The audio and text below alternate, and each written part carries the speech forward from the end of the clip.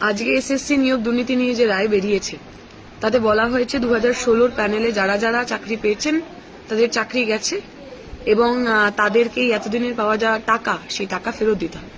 আমাদের খুব স্পষ্ট দু একটা কথা আছে। এক নম্বর কথা, যে দাবি আমরা বহুদিন ধরে তুলেছি এবং সাধারণ চাকরি প্রার্থীরা যে কারণে রাস্তায় বসেছিলেন, যে এসএসসি চাকরির ক্ষেত্রে ব্যাপক দুর্নীতি হয়েছে। টাকা দিয়ে, ঘুষ দিয়ে যে মানুষ যোগ্য নন সেই মানুষকে চাকরি দেওয়া হয়েছে।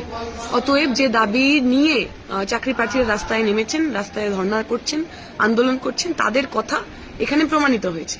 দ্বিতীয় কথা, 16 সালে যারা চাকরি পেয়েছেন, যারা প্যানেলে আর কি যাদের নাম ছিল, আমার বিশ্বাস তাদের মধ্যে যদি এমন কেউ থাকেন যিনি যোগ্য, যিনি ঘুষ দিয়ে চাকরি পাননি, যার মেধা আছে, যিনি নাম্বার পেয়েছেন, যিনি পাশ করেছেন, যিনি সাদা খাতা জমা দেননি, আমাদের এই দাবিও থাকবে সেই মানুষগুলো, যে মানুষগুলোর যোগ্যতা আছে এবং যে মানুষগুলো ঘুষ দিয়ে চাকরি পাননি, সেই মানুষগুলোর যাতে চাকরি কোনোভাবে না যায়।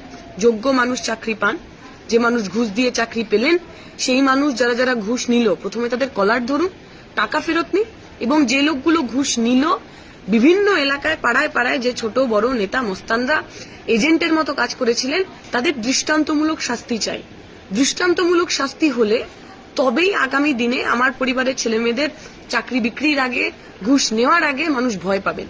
কোন শাসক দলের নেতা যেন আগামী দিনে চাকরি চুরিতে সাহস না পান, ঘুষ চাইতে সাহস না পান, তার বন্দোবস্ত করতে হবে।